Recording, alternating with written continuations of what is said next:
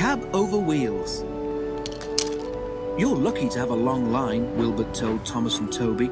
Mine is only 1.5 miles long, with a station at Norchard and another at Lydney. The scenery is super though, and my driver says it's better up the valley. Our volunteers are going to open that bit too. They work hard, but it takes a long time. One of Wilbert's first jobs was at the lead mine. Don't pass the danger notice, Thomas warned. I fell down a mine once. Wilbert smiled. I've worked in a colliery, he said, so I know about danger notices. But, he added, there was an engine once who thought he knew better. What happened? Asked Toby and Thomas. Wilbert paused. This engine didn't have a name, he began. Just a number, 16, and he worked in a steelworks.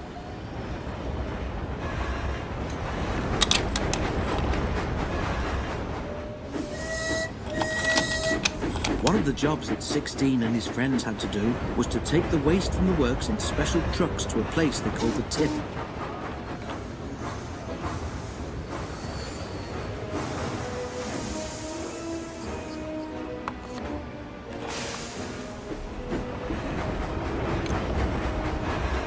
Well, went on Wilbert, 16 got tired of always stopping in the same place. He tried to go further, but his driver always prevented him. The other engines tried to stop him too. If the notice says danger, you shouldn't pass it, they said. 16 paid no attention.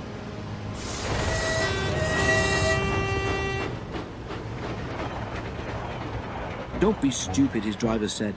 We mustn't pass the notice, or goodness knows where we shall end up. But 16 wanted to know. Pooh, he scoffed. I can take care of myself.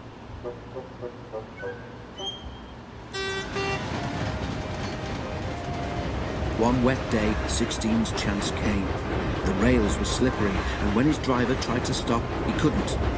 You see, 16 had asked the trucks which were in front of him to carry on past the warning sign. They did just that, and their momentum pulled 16 with them. You silly engine, scolded his driver. Wasn't my fault, muttered 16 sulkily. It was those trucks. You've always wanted to pass that board, said the driver crossly. I believe you asked them to drag us on purpose. A foreman ran towards them. What are you doing there, driver? He shouted. It's not safe. The trucks dragged us, explained the driver. Well, come to the office with me, and you, fireman, get your engine back on firm ground before it's too late, ordered the foreman. But it was already too late.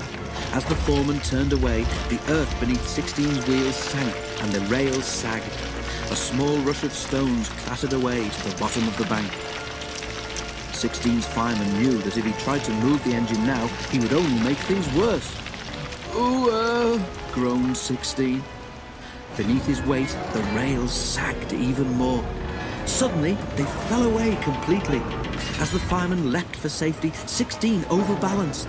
The coupling between him and the trucks broke, and he rolled cab over wheels down the bank. He reached the bottom with a crash and lay on his side, looking surprised and leaking steam in all directions. Help! He gasped weakly.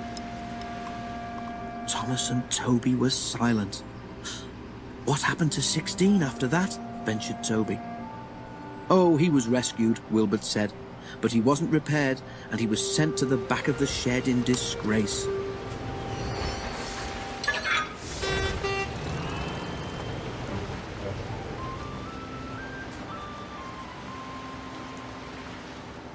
Is he still there? Asked Thomas. He got better than he deserved, smiled Wilbert. Some preservation people came and bought him, and now he lives in the Midlands. But I think he's lucky to have been given a second chance. Thomas and Toby could only agree.